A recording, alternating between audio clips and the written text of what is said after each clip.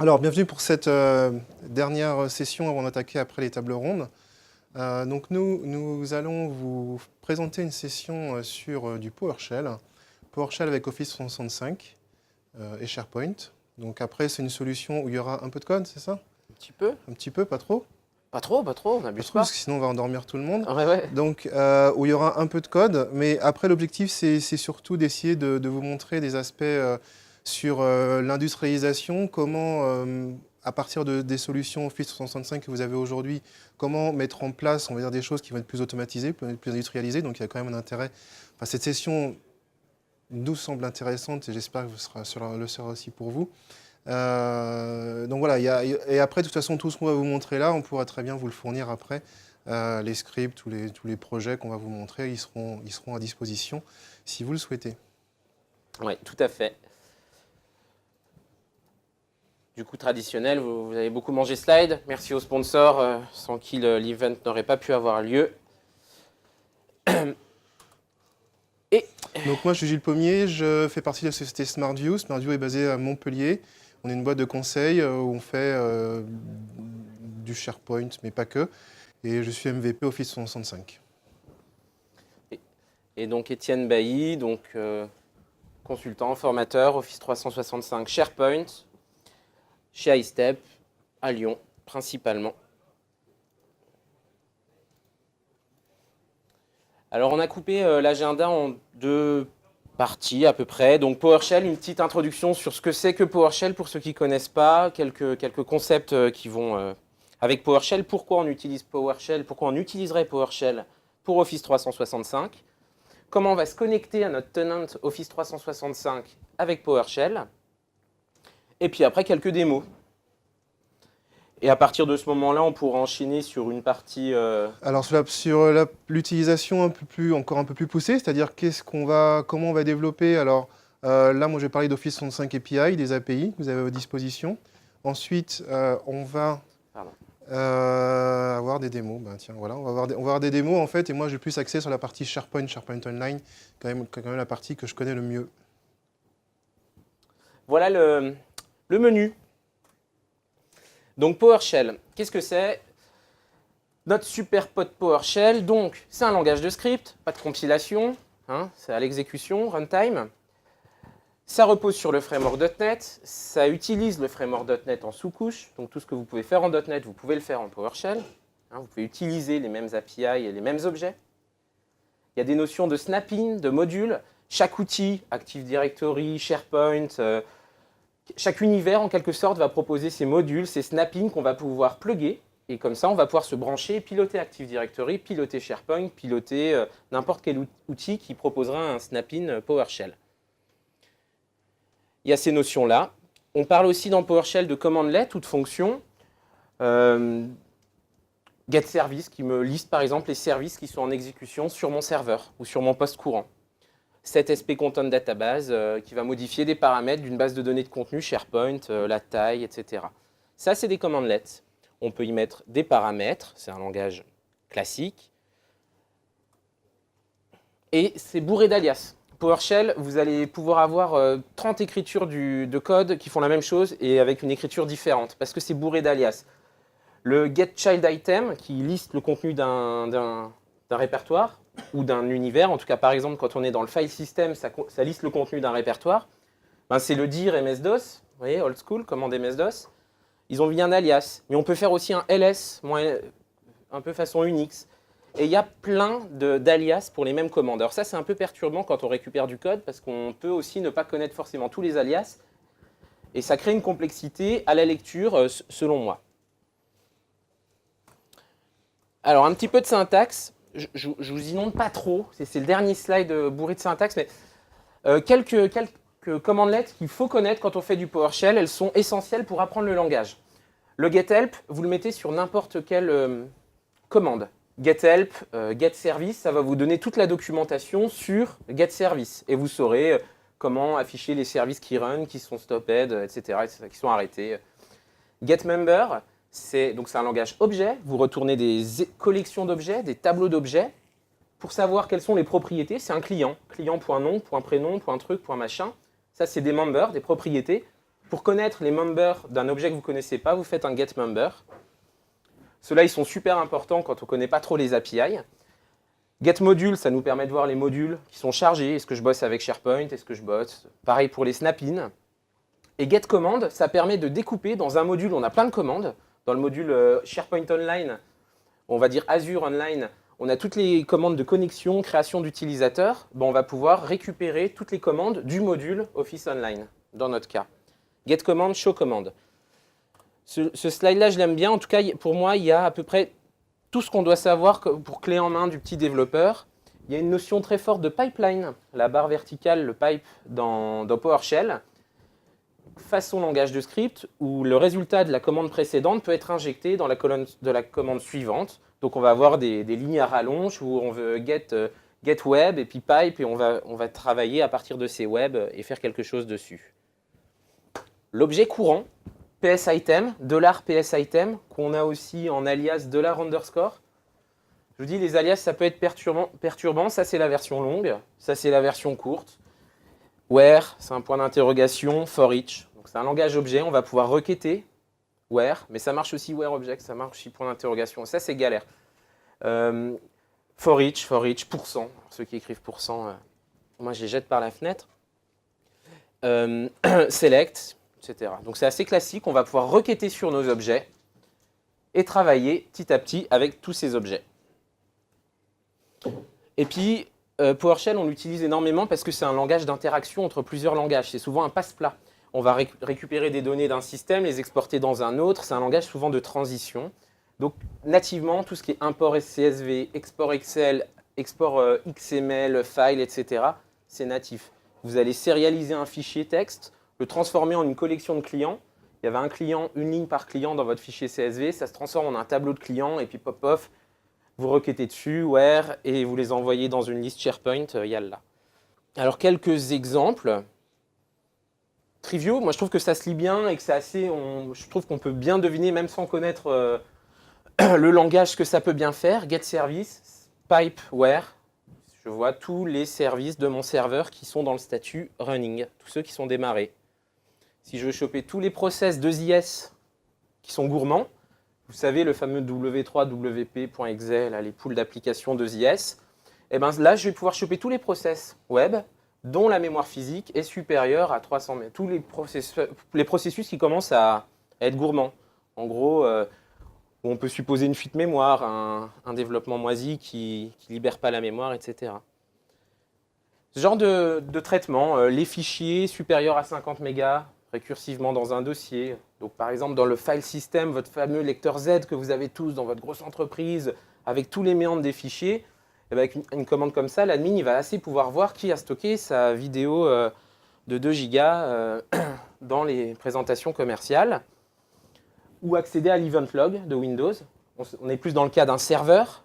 4624, c'est les authentifications. Qui c'est qui s'est connecté discretos sur mon serveur?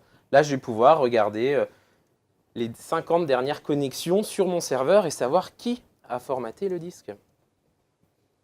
Voilà, des exemples. On voit que PowerShell, là, ça sert pour plus. C'est plutôt orienté admin dans ces exemples, mais ça marche pour tout. Donc là, on est plus sur de la supervision de services. Alors, PowerShell, OK. Boum. Pour Office 365, pourquoi? Alors, plusieurs raisons, un petit tableau de 6 raisons. Première raison, parce qu'on ne peut pas tout faire en clic-clic. Dans Office 365, il y a énormément d'objets, beaucoup d'actions. Il reste encore pas mal d'actions avec lesquelles on ne peut accéder qu'avec PowerShell. Donc déjà, c'est nécessaire rien que pour ça. Je cherche un exemple en live, mais là, j'en ai pas, mais il y en a plein. Mais ouais, il y a vraiment plein d'actions qu'on ne peut faire que en PowerShell. Deux, les fonctionnalités d'administration. 3, faire des traitements en bloc. Vous voulez modifier toutes vos boîtes mail, vous voulez modifier tous vos sites SharePoint, des opérations en bloc, et bien PowerShell c'est fait pour ça. Des gros for each de for each. Filtrer les données, on a vu qu'on filtrait les services, les process selon leur mémoire, on filtre ci, ça, ça.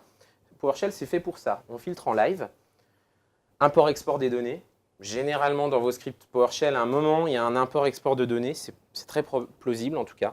Une interconnexion entre votre outil de CRM et puis votre cloud, etc., etc.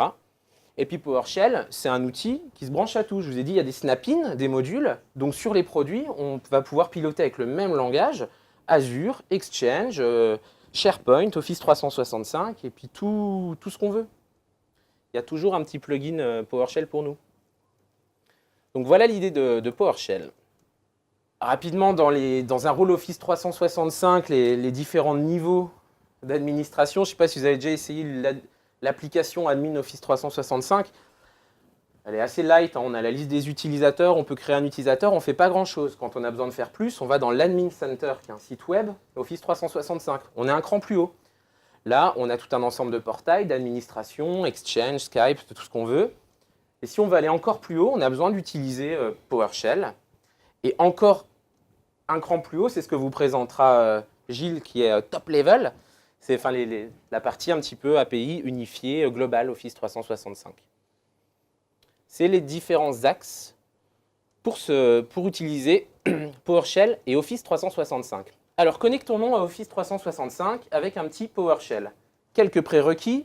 Je vous ai dit, c'est du .NET. Qui dit du .NET, c'est du Windows 7 ou plus, ou du Windows Server 2008 R2 ou plus. Un .NET Framework qui est forcément plugué avec notre OS. 2 assistants qu'il faut télécharger.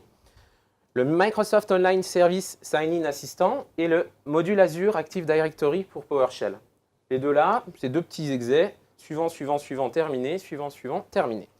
Une fois que vous avez ça, vous pouvez développer en PowerShell. Alors pour PowerShell, pour bien démarrer avec PowerShell, il y a un site qui est sorti, je dirais pas récemment, enfin il y a moins de 6 mois, PowerShell pour Office.com, qui permet d'agréger toutes les bonnes pratiques, les exemples de code. C'est la bible du développeur PowerShell, et notamment la partie Get Started, qui, comme son nom l'indique, nous aide à nous mettre le pied à l'étrier. Qui regroupe tout ça, ici. Oui. Vous avez dans cette partie-là, en fait, tout le pas à pas pour installer votre environnement, pour que vous puissiez faire donc, du PowerShell pour Office 365, donc tous les liens qui correspondent à ce que vous montre ici, Étienne. Exactement. Parce que ces add-ons, ils évoluent aussi un peu. Donc, si vous partez de là, vous êtes sûr d'avoir le bon outil qui va bien dans votre contexte. Et il y a des exemples de code, des forums, il y a plein de docs. C'est plutôt bien fourni. Alors, ce slide-là, il est super important pour ceux qui vont vouloir faire du PowerShell avec Office 365 et puis finalement pour tout développeur Office 365. PowerShell, quand on attaque Office 365, derrière le joli nom marketing, il y a une ribambelle de produits. Il y a Exchange. Et je parle même pas. Il y a Exchange, donc toute la partie messagerie, calendrier, tâches, Exchange Online. En gros, je simplifie. Puis plus récemment, les groupes, Office 365 aussi. On a la partie messagerie en ligne, Skype, anciennement Link, et SharePoint. Mais pas que, hein, il y a plein de briques qui s'additionnent. Et derrière tout ça, on a encore plus important, Azure AD, qui est l'authentification. On ne rentre pas dans Office 365 sans être authentifié. Il faut forcément être connecté avec un email mot de passe, avec sur notre tenant, il y a Azure AD, Active Directory. Ils sont tous reliés. Et bien pour le développeur, ça peut être une petite galère. Pourquoi? Parce que derrière ce joli nom Office 365, on va devoir avoir notre petit module Azure AD. On va se connecter. Et puis pour ouvrir une session Exchange, il faut ouvrir la session Exchange. À partir de ce moment-là, je déclare ma valeur en PowerShell. $, c'est le nom d'une variable. Je crée une session, ma session. Je donne deux, trois informations. Et je me connecte avec des credentials $C qui ont été définis plus haut, où j'ai rentré mon email et mon mot de passe. $C, c'est mon identifiant en tant qu'Étienne. J'ouvre ma session Exchange. En faisant ça, j'ai accès à toute l'administration de mes boîtes de mail, calendrier, etc. Mais pas à mes sites SharePoint. Si je veux utiliser mes sites SharePoint ou Link, je vais devoir utiliser un autre module, Link Online Connector, qui vient avec ses commandes PowerShell, et je vais ouvrir une autre session avec les mêmes credentials ETL, parce que je suis admin des deux, moi. Donc pour le développeur, il y a une petite gymnastique intellectuelle, une connexion spécifique pour Exchange, une connexion spécifique pour Skype, une connexion spécifique pour SharePoint Online. Donc, il faut bien comprendre qu'il y a différents outils. Mais bon, vous pouvez tout à fait ouvrir une connexion partout, puis vous êtes roi du monde de tout votre tenante, il n'y a pas de souci. Hein, mais il faut le savoir, il y a différents univers. Hop. On se connecte avec PowerShell, à quoi ça ressemble? On a un module MS Online qui est fourni justement avec ces deux assistants qu'on a importés, qu'on a installés. On get credential, ça nous prompte login, mot de passe, email, mot de passe. Et à partir de ce moment-là, je vais pouvoir me connecter MSOL à mes services online avec ces credentials. Et je suis connecté là uniquement sur la brique Azure AD. Je suis connecté aux actions simples d'Office 365. Exchange, donc je vous ai montré, on ne voit pas très bien sur la picture, mais en gros, on ouvre toujours cette fameuse session que je vous en parlais.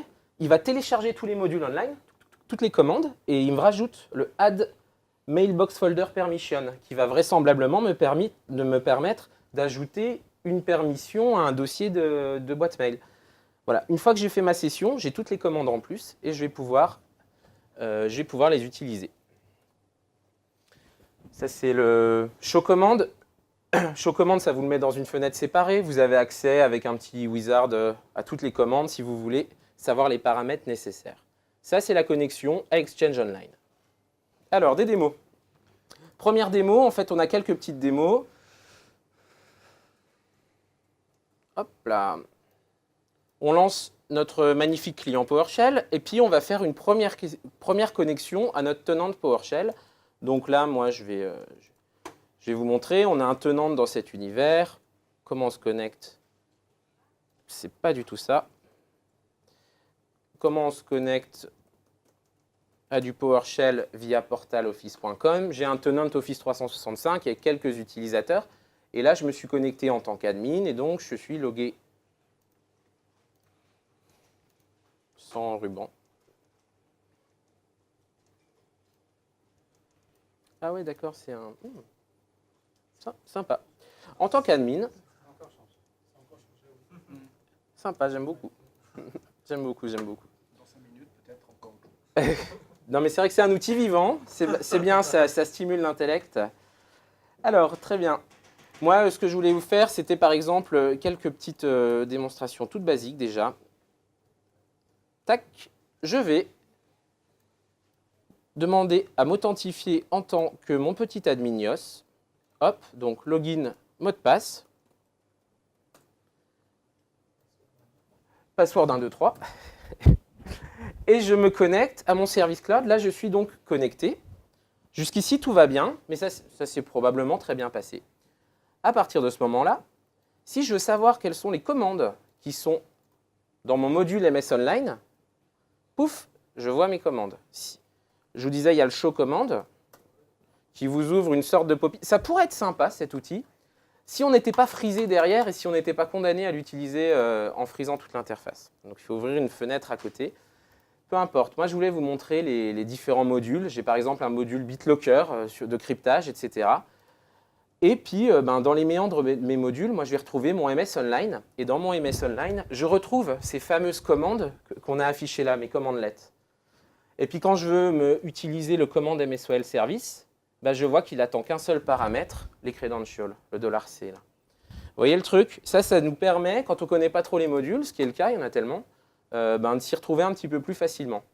Je suis connecté en tant qu'admin. Moi, je veux la liste de mes... Ah ouais. Je veux la liste de mes utilisateurs. C'est pas mal ça. Connecté. Là, je récupère tous mes users online de mon tenant. Ils ont tous une licence. Ils s'appellent Etienne Obi-Wan YosAdmin. Et voilà les différents users. Je vous disais, getMember, c'est super. Comment je sais? Moi, je vois qu'il y a un display name, un isLicensed. Super, mais est-ce qu'il n'y a pas d'autres colonnes? Eh bien voilà, toutes les propriétés qui sont retournées par mon objet user. Il a un state, il a une street address, etc. etc. Et ça, c'est super cool. Ça nous permet de développer en découvrant l'API au fur et à mesure. On n'est pas constamment obligé de potasser la documentation. On peut le faire comme on aime bien, un peu développeur, direct la tête dans le guidon. Et c'est possible de faire ça. Et comme n'importe quel objet, pardon, ouais. On peut. Donc il y a un éditeur, c'est vrai que PowerShell, il y a un in de commande et puis il y a un éditeur de script type un peu Notepad++, ISE qui va vous permettre d'exécuter vos commandes et avoir une coloration syntaxique. Moi, je préfère utiliser Visual Studio et des petits modules, des petits add-ons qui me font la même color. Et puis je peux débugger. Il y a des modules de PowerShell qui permettent de débugger Light en PowerShell. Du coup, puis moi j'aime bien Visual Studio.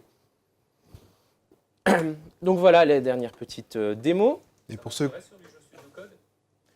Il n'y a pas encore, à ma connaissance, il n'y a pas les add-ins dans Visual Studio Code. C'est un peu la galère, enfin c'est un bel outil, c'est cross-platform, tout ce qu'on veut, mais on perd, pour nous qui avons l'habitude du store Visual Studio, on ne peut pas plugger je crois que ça s'appelle Visual Studio Power Tools. On a un slide à la fin dans les références là-dessus, et on ne peut pas le mettre sur Code, sur Visual Studio Code. Après, il y a des éditeurs gratuits qui existent Oui. pour pouvoir faire du PowerShell. Pour ceux qui n'ont pas Visual Studio, qui est en effet un outil payant, il y a toujours des éditeurs qui fonctionnent bien, qui permettent de débugger aussi. Exactement. Et le ISE, il est fourni direct. C'est de la coloration aussi, pareil. On a nos trucs, même combat. Alors, on a vu que le getMember, c'était super cool parce que ça me retournait les propriétés de mon objet. C'est un langage objet, comme .NET, comme C#. Donc, getType, on retrouve nos méthodes, nos propriétés. Et du coup, vu que j'ai découvert qu'il y avait un attribut, une propriété isLicensed, je peux requêter dessus. Et je vais pouvoir dire, je veux tous mes clients, enfin tous mes users, pardon, qui ont une licence à true. Voilà, $true, le true.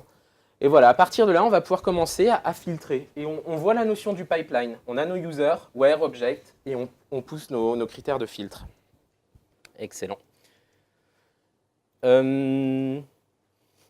Et puis allez, petit dernier, et puis je fais ma démo ultime et je laisse Gilles tranquille. Une autre ligne de commande, on récupère tous les users qui ont une licence. À partir de ces objets, je récupère uniquement les colonnes user principal, display, country, department.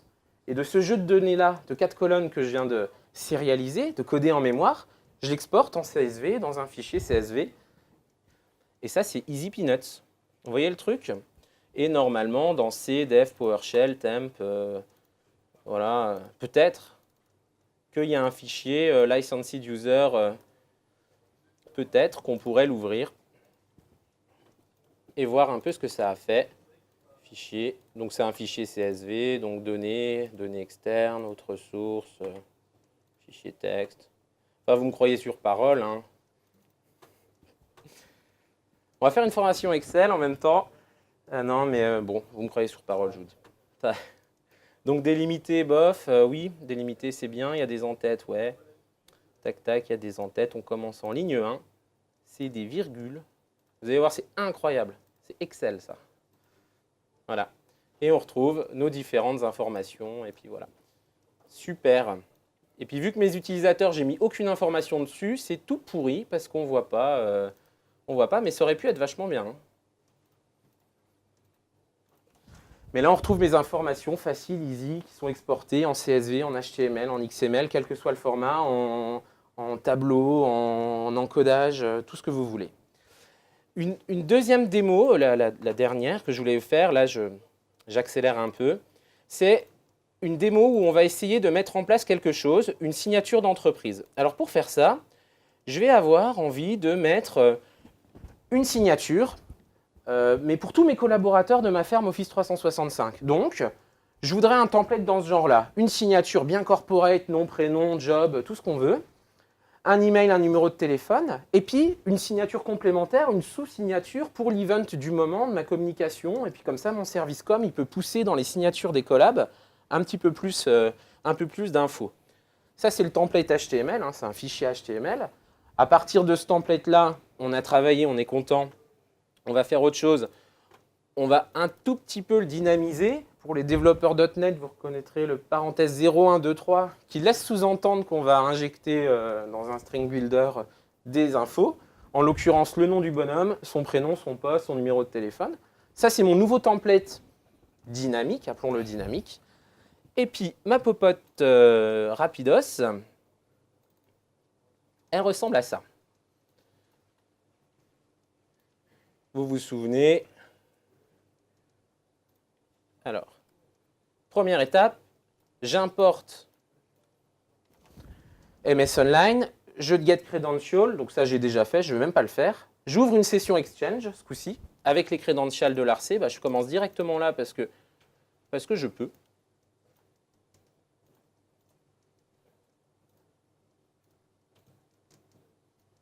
Voilà. J'ouvre une connexion Exchange. Donc c'est un petit peu long, vous voyez. Pourquoi? Parce qu'il va se connecter en live sur Exchange et il récupère toutes les fameuses commandes du module de la session Exchange qu'il a stocké dans un module temporaire ici. Et dans ce module temporaire, j'ai toutes mes commandes. Alors, je vous passe la boutique, mais en gros, voilà pourquoi c'est un petit peu lent. Petite stratégie de sécurité. Ah tiens.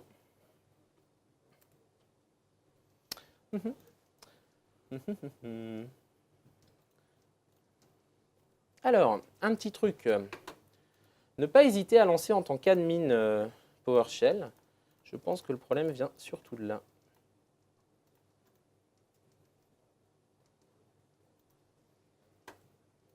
Je me connecte en tant qu'admin. Et pouf, je rouvre à nouveau ma session Exchange. Mais je suis admin dans ma session PowerShell, donc je devrais mieux pouvoir changer les paramètres de sécurité. Hop. Voilà. Et ensuite, le fameux code. Qu'est-ce qu'il fait, vous savez? getMSQL user. Ça récupère tous les users qui, vous m'aidez pas, hein, qui ont le nom, qui ont un nom qui se termine par @lyon@microsoft.com, l'ID de mon tenant, et pour for each. Et je mets for each, je mets pas %, moi, parce que j'aime bien que les autres développeurs puissent comprendre mon code. Donc for each. Je récupère le contenu de mon fichier HTML que je vous ai montré plus tôt, ma jolie signature, et je fais un "-f", c'est le string.format, vous savez, où on met le 0, le 1, le 2, le 3, j'injecte dans mon fichier HTML, enfin dans la structure texte issue de mon fichier HTML, le nom, le titre, le phone, etc., etc. Ça, je le stocke dans une petite variable, et puis vu que je me suis connecté dans une session Exchange, je peux tout à fait modifier les boîtes aux lettres Exchange en disant que l'identity de tel bonhomme, j'aide la signature automatiquement à chaque fois qu'il écrit un mail, et sa signature, elle aura ça. Boum. Voilà. Alors, je vais essayer de le faire. Je vous montre que je ne triche pas. Normalement, je ne devrais pas faire ça. Il n'y a pas de signature, là. Vous voyez, quand j'écris, je n'ai pas triché. Il n'y a pas de signature par défaut. Et après, normalement, le but du jeu... Ah, je ne suis pas connecté. Ah, pardon. Ah oui, il manque des trucs. Je ne suis pas connecté à Azure AD. Hop là. Et ensuite,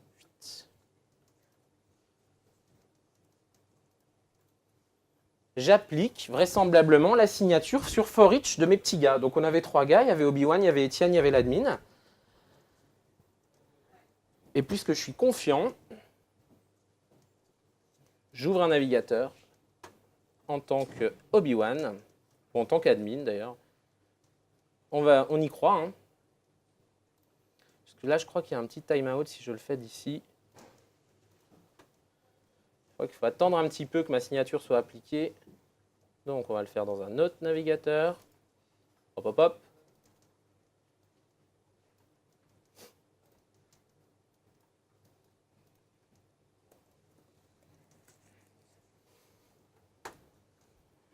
Donc voilà, dans cet exemple, on utilise 2 choses, 2 briques, la connexion à Azure AD qui me permet de m'authentifier au service, la connexion à Exchange qui me permet de gérer un peu mes boîtes aux lettres, et c'est l'effet démo failed. Il n'a pas sa signature, le petit bonhomme, mais il aura bientôt sa signature dès que j'aurai passé la main à Gilles. Tiens, c'est marrant ça. Ou c'est navrant en même temps. Ok. Eh ben, dommage. Sur un client Outlook, est-ce que c'est intéressant sur la partie online? Là, ah ouais, alors ça, oui, en plus, ça c'est une bonne remarque. Parce que là, c'est quelque chose qui s'applique que sur la partie web. C'est-à-dire que sur le client online. Je n'impose pas la signature client Outlook lourd. Ça serait possible. Ça serait possible, mais pas comme ça. Ça serait possible parce qu'en fait, c'est les utilisateurs individuels qui configurent leur signature individuelle. Ou alors des policy exchange, mais ça serait vraiment on-prem. Là, ça serait une stratégie plus on-prem, Outlook on-prem et Exchange on-prem que du Office 365. Et il faut attendre quelques secondes que quand j'écris un mail, j'ai une signature, mais là, il veut pas. Parce que du coup, c'est désynchronisé. Si son client, il met ce qu'il veut, et puis après, il va sur la partie web. Oui. Mais c'est déjà le cas en fait. La stratégie de signature online, elle est déjà dissociée complètement de... Bah, Change quelque part, ça... certes, oui.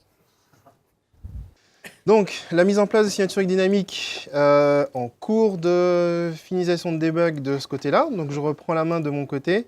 L'objectif, en fait, de ce que je vais vous expliquer, que je vais vous montrer là, c'est de vous montrer encore d'autres facettes par rapport à l'utilisation de PowerShell, et donc avec l'utilisation en fait, des API Office 365, et après d'essayer de faire de la démonstration aussi. Là, on va par rapport au slide qu'avait montré Étienne, on va encore un cran au-dessus par rapport à l'utilisation de PowerShell un peu plus poussée et la mise en place des Office 365 API. Donc d'abord, je suis forcé de vous parler un petit peu de ce qui va être les Office 365 API. Donc l'objectif en fait des Office 365 API, je crois qu'il y a d'autres sessions qui vous en ont déjà parlé, c'est vraiment d'avoir la possibilité de pouvoir accéder en fait aux différents services Office 365 à travers une API, donc d'avoir le moyen de pouvoir accéder aux services par code, alors de manière générale, c'est-à-dire là je vais vous montrer par rapport à PowerShell, moi qui suis plus dans la partie développement, je peux vous faire ça avec d'autres types de développement. Alors on va d'abord commencer par ça. Donc au niveau des API, pour vous les présenter, donc là l'objectif en fait c'est de dire je vais avoir donc mon tenant Office 365 ou mes tenants Office 365 avec une multitude de data en fait qui sont créés au fur et à mesure par mes utilisateurs, des mails, des Skype, tout ce que vous voulez. Et donc, on va avoir moyen de pouvoir interroger en fait toutes ces données via une API qui va être une API de type REST. Donc, c'est une API vraiment qui est open, qui est ouverte à un protocole complètement ouvert. Donc, vous avez quelque chose qui vous permet vraiment de pouvoir imaginer des scénarios de développement. Moi, je vais vous montrer avec du PowerShell, on pourra avoir d'autres technologies. C'est une API au format REST. Une fois que j'ai dit ça, donc je vais vous montrer comme le fonctionnement par rapport à cette API. D'abord, alors l'idée par rapport à cette API, c'est d'être capable en fait de pouvoir créer tout type d'application, que ce soit du report, que ce soit de l'application mobile, que ce soit de l'application Windows. Donc vous avez après avec différents outils de développement les possibilités de mettre en place, d'utiliser ces Office 365 API. Après, en termes de fonctionnement, donc au départ, vous allez forcément avoir votre solution, vous voulez mettre en œuvre, que ce soit de l'application Windows, que ce soit de l'application qui va être sur d'autres types de systèmes. Vous allez choisir votre technologie, donc ça pourrait être du .NET, du JavaScript, du HTML ou d'autres technos, du Ruby ou autre. Vous allez pouvoir héberger soit sur Azure vos solutions. Moi, c'est ce que je fais parce que je ne suis pas infra et c'est plus simple pour moi d'aller héberger mes solutions au final dans Azure, quelle que soit la technologie. Mais vous pouvez après utiliser n'importe quel autre type de technologie de déploiement sur vos serveurs à vous. Au niveau des environnements de développement, donc là, pareil, c'est open, c'est-à-dire moi, j'utilise du Visual Studio principalement, sachant que c'est de l'API REST, donc vous pouvez utiliser n'importe quel type d'outil. Alors, juste pour information, moi, j'ai trouvé ça assez intéressant parce que j'ai eu l'occasion de prototyper au moins une fois. Sachez que si vous avez d'autres types d'environnements sur de l'Android, sur de l'iOS, Microsoft a une très grosse documentation par rapport à l'utilisation de ces autres types de technologies. Donc, vous avez des points d'entrée super intéressants sur l'aide de Microsoft. Si vous êtes dans d'autres technos avec des exemples de code, comment démarrer, donc j'ai trouvé ça vraiment très pratique, surtout pour moi qui fais que du Visual Studio et du .NET, quand j'ai à faire autre chose, d'avoir des tutos qui me permettent d'aller rapidement créer ce que j'ai envie. Ensuite, une fois que j'ai décidé ma solution, mes outils de développement, je vais forcément passer par la couche authentification. Donc, comme le disait Étienne, en fait, cette couche-là est obligatoire. Donc, vous avez une authentification qui est au format OAuth ici, sur lequel vous êtes obligé de vous authentifier pour ensuite être capable d'accéder aux différentes données d'Office 365. Donc, via l'API REST. Mais d'abord, on doit d'abord s'authentifier. Donc, une fois qu'on est authentifié, alors l'authentification, ne minimisez pas cette partie-là. Microsoft travaille dessus. Dernièrement, ils ont fait des avancées importantes pour que ça se simplifie. Mais sachez que si vous êtes dans des technos un petit peu bizarres, vous pouvez très bien souffrir un peu sur la mise en place d'authentification. Moi, ça a été le cas à un moment donné, mais parce qu'il n'y avait pas encore grand-chose dans nos dispositions. Mais voilà, donc ne minimisez pas cette partie authentification. C'était sur du Ruby et des choses un petit peu, mais c'était pour un POC, donc c'était pour s'amuser plus, quoi. Mais voilà, c'était un petit peu plus compliqué. Une fois que vous êtes authentifié, donc vous avez moyen d'utiliser vos API pour pouvoir accéder aux différentes données qui se trouvent dans votre tenant Office 365. Ensuite, donc ça c'est super important et on vous l'a présenté ce matin aussi. Sachez que par rapport aux API, donc au départ Microsoft avait par rapport aux différents services, donc avant on avait différents types d'API pour accéder à l'AD, pour accéder à Azure, pour accéder à Office 365 ou d'autres choses. Microsoft est passé dans une phase en fait d'unification de ces API avec un projet qui a vu la release en RTM il y a moins de 10 jours, qui s'appelle Microsoft Graph. Alors faites gaffe par rapport au nom. On n'est pas sur... Alors Microsoft, vous avez Office Graph, vous avez plein de trucs comme ça, là ça n'a rien à voir. Microsoft Graph, en fait, c'est les API parce que ça commence par graph.microsoft.com quelque chose. Maintenant, l'idée par rapport à ça, c'est de dire, si vous voulez accéder en fait, aux API Office 365, sachez que vous avez un point d'entrée unique qui est graph.microsoft.com et qui vous permet d'accéder en fait, à tous les services d'Office 365, donc, comme l'a montré Étienne et d'autres. Aujourd'hui, on accède à des choses comme Power BI, comme tout ce qui va être Office Graph, les parties d'Office 365. Donc voilà, notez juste cette unification qui est en cours. Ça veut dire aussi que si jamais vous avez développé des scripts, si c'était votre cas, vous avez développé des scripts avec les API il y a, je ne sais pas, 6 mois, 1 an, il y aura certainement une mise à jour à faire pour être conforme par rapport à cette nouvelle API unifiée. Donc ce n'est pas les Graph API pour interroger Azure Active Directory, c'est pas le même. Il y a les Azure AD qui vont s'interroger via les... En fait, ils unifient tout par rapport à Graph, en fait. Donc tous les services, en fait, vont se retrouver... Alors, les existants qui existaient avec des API différentes, et les nouveaux et les futurs vont être toujours graph.microsoft.com quelque chose. Donc le deuxième sujet, évidemment, après vous avoir présenté l'Office 365 API, c'est pourquoi est-ce que... Alors, moi, je vais vous prendre le cas de SharePoint, qui est ce que je maîtrise le mieux. Dans quel cas, en fait, je vais utiliser PowerShell avec SharePoint et des Office 365 API. Pourquoi faire? Alors, moi, je suis plus dans la catégorie des développeurs. Donc, il est clair que j'ai passé beaucoup de temps à faire des solutions Visual Studio. J'en fais toujours, d'ailleurs, les solutions Visual Studio qu'on installe dans SharePoint, qu'on installe dans SharePoint Online. Je fais des apps, je fais tout genre de choses. Donc, j'ai l'habitude de développer par rapport à SharePoint et SharePoint Online. Maintenant, le passage à PowerShell, aujourd'hui, sachez très honnêtement que dès que je peux me permettre de mettre en place du PowerShell, c'est des solutions que je favorise. Alors, les raisons, en fait, elles sont simples. C'est parce que entre faire une solution de développement, quelle qu'elle soit, Visual Studio, WSP, Apps, ce que vous voulez, ou qui va être compilée, que je vais devoir déployer, que je vais devoir mettre à jour s'il y a des modifs à faire, versus mettre en place une solution à base de script que je peux modifier comme je veux, que je peux faire modifier par des administrateurs infra qui savent comprendre le PowerShell, mais je préfère choisir les solutions PowerShell. Donc c'est ça en fait qui m'a amené depuis déjà quelques années à me pencher sur le sujet PowerShell, SharePoint, et donc aujourd'hui PowerShell, SharePoint, Office 365 et les API, pour essayer d'arriver à automatiser mes problématiques de développement avec du PowerShell.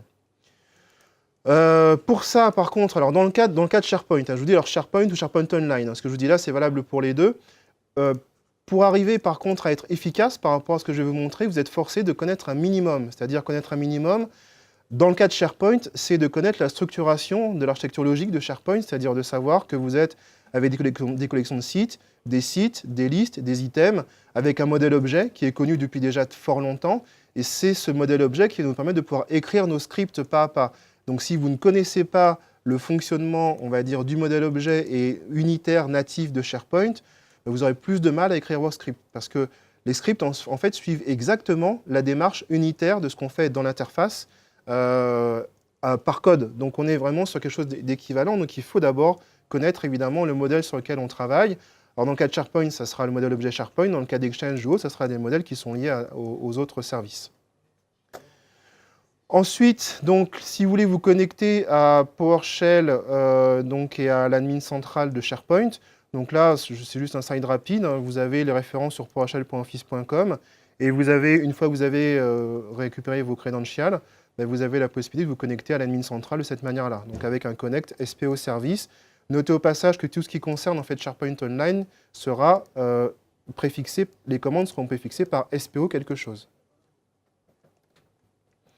Alors, la blague, elle est là, en fait. Si on prend le cas de SharePoint et le cas de SharePoint Online, sachez que pour ceux qui ont fait déjà du PowerShell, en fait, avec des solutions on-prem, quand vous êtes sur du SharePoint 2013 on-prem, enfin, voilà, si c'est ce que vous utilisez, sachez que vous avez un tas de commandes à votre disposition.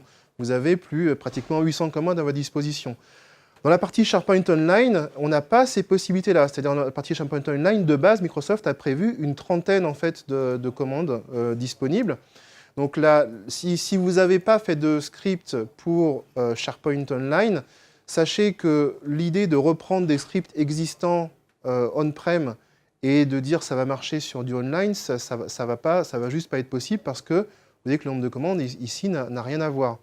Donc moi, je me suis heurté à cette problématique-là la première fois que j'ai fait du SharePoint Online. Voilà, donc ayez juste ça à l'esprit.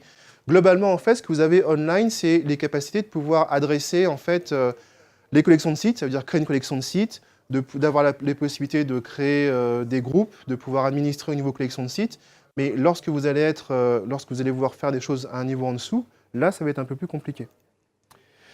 Donc justement, là, je vous montre ici un exemple de création de collection de sites. Donc là, vous avez toutes les commandes ici online qui permettent de le faire, par exemple. Donc je récupère ici, je me connecte au module online, je récupère mes credentials.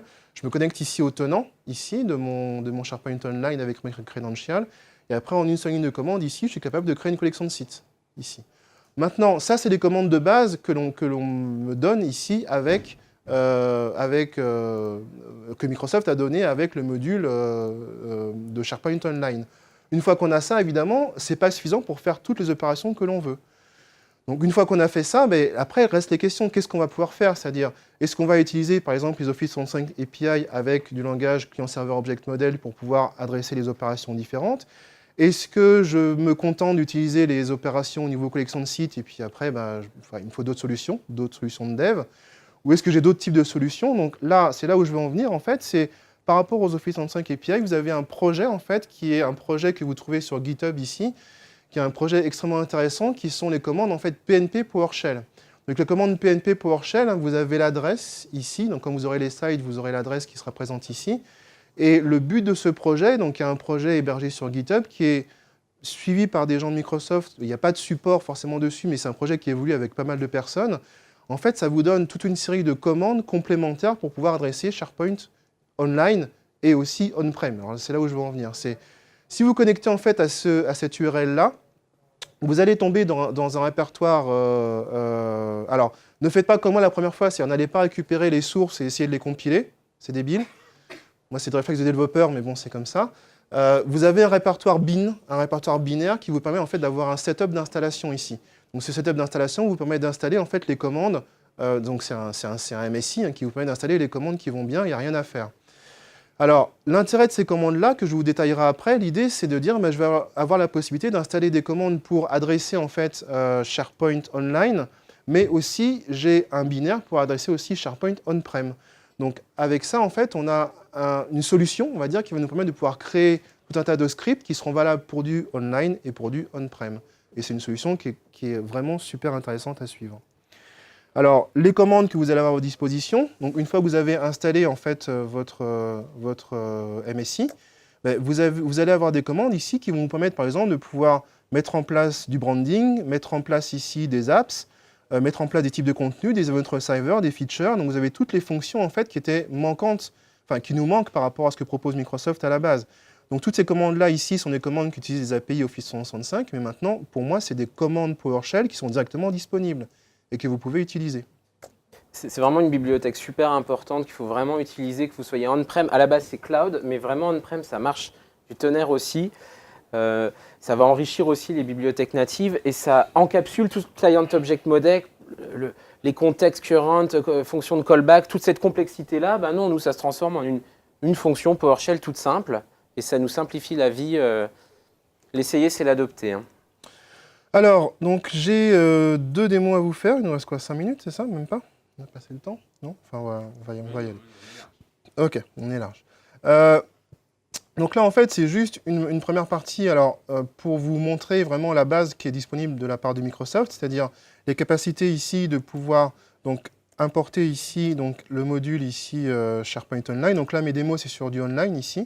Donc là, de pouvoir importer ici le module online, de me connecter ici à l'admin centrale, ici. Donc là, je vais me connecter ici à l'admin centrale. Je lui donne ici donc, l'URL de la collection de sites que je veux créer, le owner ici de ma collection de sites, et après, donc, en une seule commande ici, j'ai la possibilité de pouvoir ici créer une nouvelle collection de sites.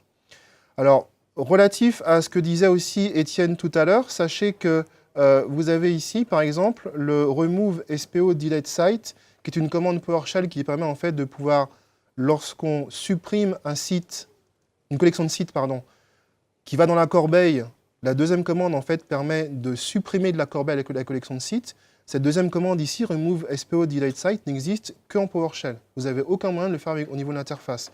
Donc c'est ça que je disais tout à l'heure dans ton truc en 1, en disant il y a des commandes qu'on ne peut pas faire, enfin il y a des commandes avec l'interface qu'on ne peut pas faire, celle-là c'en est une, ici. Donc je vais juste ici vous montrer donc, le point de départ où il va me demander mes petits credentials ici.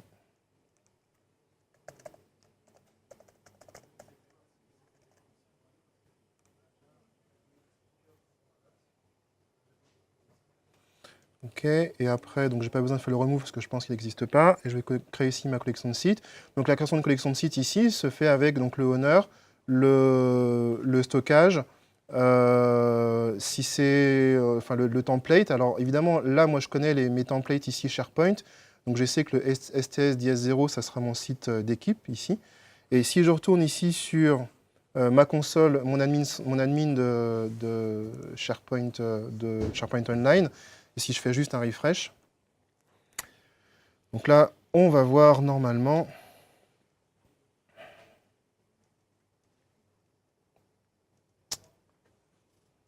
s'il veut bien.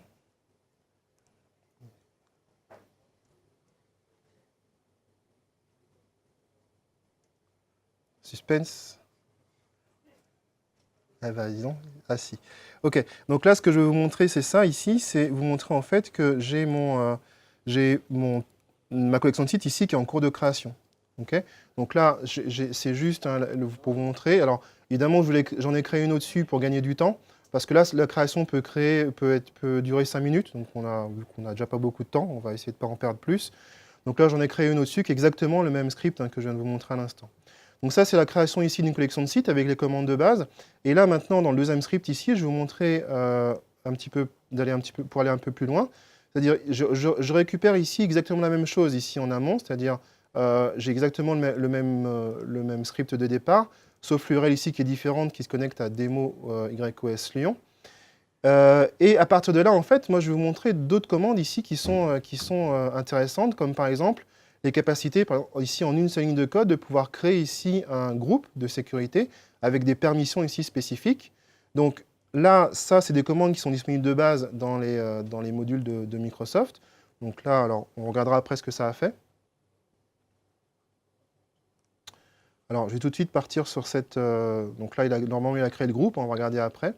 Là, en fait, je vais vous montrer ici, donc une fois qu'on a utilisé en fait les commandes de base fournies par Microsoft, c'est là en fait où on va attaquer avec les Office Dev PNP, donc les commandes qui sont prévues avec les Office 35 API, pour comprendre comment on va utiliser de manière simple l'utilisation pour la création, par exemple, de sous-sites, l'activation de features, comment je change un thème, comment je crée une liste. Et ça, en fait, vous voyez que c'est des commandes qui sont en une seule ligne. Et c'est là, en fait, où je veux en venir. C'est-à-dire, moi qui ai fait du PowerShell depuis déjà longtemps par rapport à SharePoint, sachez que j'avais toute une série de fonctions que je trimballais avec mes différents projets qui me permettaient de faire à peu près la même chose. Là, aujourd'hui, si vous êtes neuf sur ce sujet-là, vous avez toutes les commandes disponibles qui sont toutes prêtes et vous n'avez rien à faire. Je crée un sous-site, je fais un new SPO web, je vais activer des features, je vais faire un enable SPO feature avec le nom de l'identifiant de la feature à côté. Je veux créer un thème, il suffit que je fasse un set SPO thème pour déterminer ici mon thème. Donc évidemment, il y a quelques éléments à connaître parce qu'on ne peut pas improviser cette partie-là, mais sachez qu'en termes de quantité de code à produire pour le résultat que l'on a, c'est vraiment assez démentiel parce que ça se simplifie énormément. Alors, si on prend mon site que j'ai préparé pour ça, qui s'appelle Démo YOS Lyon. Et cette bibliothèque de DevPNP, elle permet d'adresser tous les sujets. Il y a un slide que Gilles vous a montré avec des pans Et on peut ajouter des web parts, changer les master pages, jouer avec le user profile, la taxonomie, tous les services d'application SharePoint, online ou on-prem, on peut les piloter. Voilà, donc nous y voilà par rapport au site de base donc, qui a été créé. Donc là, c'est le site qui est sur le démo YOS Lyon. Et donc, vous voyez ici, on a un site d'équipe ici vraiment tout à fait classique. Donc là, si je reprends ici mon petit script ici, donc la première chose, je me connecte ici à mon site Office 365 et je vais commencer ici par créer 2 sous-sites. Donc là, la création de 2 sous-sites va se faire uniquement avec les commandes ici New SPO Web. Donc là, on suppose que ça ne prend pas beaucoup de temps. Et si je vais dans Site Content ici sur mon site et que je descends, vous voyez j'ai déjà le premier sous-site ici qui a été créé. Et le deuxième qui va arriver ici dans pas longtemps, je pense. Donc là, pour la création de sous-site ici, donc ça va se faire en une seule ligne de code. Donc là, j'ai les 2 qui sont en train d'arriver. Allez, on lui laisse encore une chance ici. Voilà, mes 2 sous-sites ici qui ont été créés. Alors, je pourrais aller regarder mes groupes pour vérifier que mes groupes ont été créés, mais on va juste avancer un peu plus. Là, ici, je peux activer mes features. Ici, donc pour dire, alors là, les features, évidemment, vous allez me dire, mais je ne connais pas l'identifiant, je ne sais pas où est-ce que je trouve ces identifiants. Alors, il suffit de recherche un petit peu sur Internet, hein, je vous les ai listés ici. Donc, vous avez des articles ici qui existent pour vous dire, par rapport à l'identifiant, à quoi correspond la feature. Et ce qui est rigolo ici dans cet article-là, qu'on peut vous donner en référence, c'est qu'il donne même ici un script PowerShell pour pouvoir justement sauvegarder sous forme de fichier CSV toutes les commandes que vous avez là. Donc à partir de là, vous allez facilement retrouver les features qui correspondent au bon identifiant. Et ça vous permettra après dans vos scripts de les activer correctement. Une fois que vous avez fait ça, donc là je vais changer ici mon thème. Alors le changement de thème, évidemment, là encore une fois, il faut connaître un petit peu ce qu'on fait. Donc les thèmes en fait vont se faire dans la partie thème et avec le changement de palette par rapport à SharePoint. Donc là, on va juste montrer ici le résultat. Donc alors là, évidemment, il faut comprendre un petit peu ce qu'il y a derrière le fonctionnement de palette, mais encore une fois, ça vous trouvez ça rapidement sur Internet, c'est vraiment pas ça la difficulté. Ce qui est super intéressant, c'est de comprendre qu'on peut appliquer un thème ici à un site SharePoint en une seule ligne de code. Et ça, c'est des choses avant qui étaient beaucoup plus complexes, qui demandaient de manipuler le modèle objet client. Et alors que là, tout est déjà prêt et tout est à votre disposition pour l'utiliser. Donc là, normalement, il a terminé. Donc si je reviens ici sur mon site et que je reviens ici sur ma page d'accueil, voilà, donc là, il a changé mon thème ici directement. Alors, on continue. Donc là, ce que j'ai, c'est des commandes ici pour créer une bibliothèque. En dessous, ici, alors je ne sais pas si vous voyez bien, je crée une bibliothèque, je charge ici un document dans cette bibliothèque. Ensuite, je crée une bibliothèque d'images et je charge ici des images. Et en dessous, ici, je crée une liste, ici, avec... alors, la particularité, c'est qu'il y a un champ de type choice, et je la remplis ici avec des valeurs. OK, on va déjà faire ça, ça sera déjà pas mal. Vous vous souvenez, en Client Object Model, comme c'est galère de créer des colonnes, enfin, il faut donner la vue en camel, faire une requête, attendre que ça revienne. Là, c'est en une ligne de code, on ajoute un list item, on crée des colonnes, on crée une liste. Là, il ne peut pas y avoir des problèmes de timeout, de temps de réponse. Ah si, en effet, il peut y avoir, tout à fait. C'est là-dessus sur lequel il faut être en effet vigilant quand on utilise ces scripts-là. Alors vérifier, des fois on peut les lancer en plus sans qu'ils aient forcément terminé de s'exécuter, donc il faut faire gaffe. Voilà. Donc là, oui, il m'a écrit ici créer mes listes. Donc si je prends ici ma bibliothèque de documents, où normalement je vais avoir ici un document ici qui a été téléchargé, donc un document qui était sur mon poste de travail que j'ai téléchargé.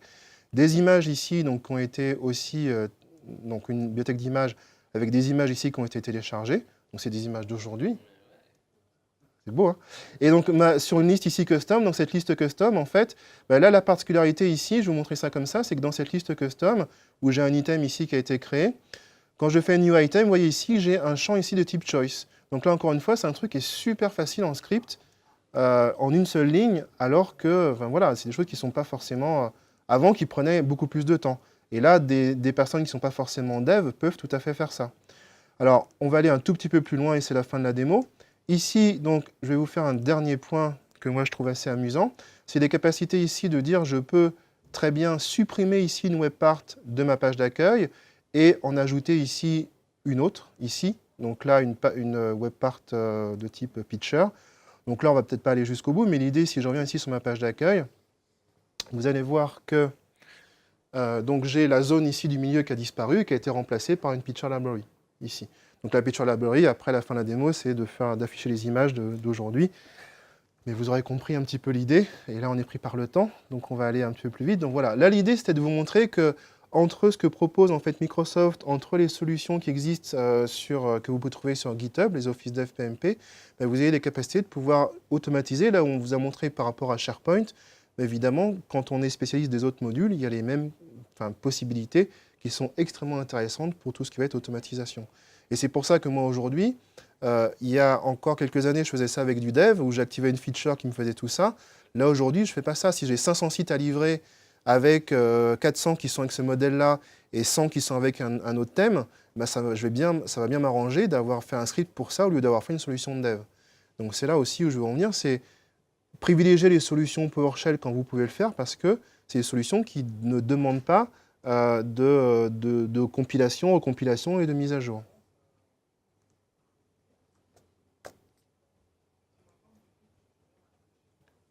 Je te laisse la main. Oui, bah alors un peu de lecture. Rapidement, on vous en a parlé tout à l'heure, powershell.office.com. Vous y retrouvez des exemples de scripts, des scénarios, le kit de démarrage. Faut pas hésiter, c'est un site qui marche bien.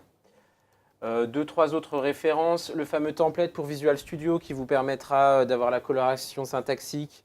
Il marche pour 2013 et 2015, hein, le plugin. Et puis faire du débugage PowerShell depuis Visual Studio, voir la valeur des variables en live, pardon. Et ensuite, là, quelques sites un peu classiques, la roadmap Office 365, le Yammer Network, le Dev Office 365 Center, tout ce qui va bien pour le parfait petit développeur Office 365. Et le TechNet aussi, Exchange, toutes les API, toutes les docs d'archi, Exchange, Skype, SharePoint et tutti quanti. Voilà, voilou.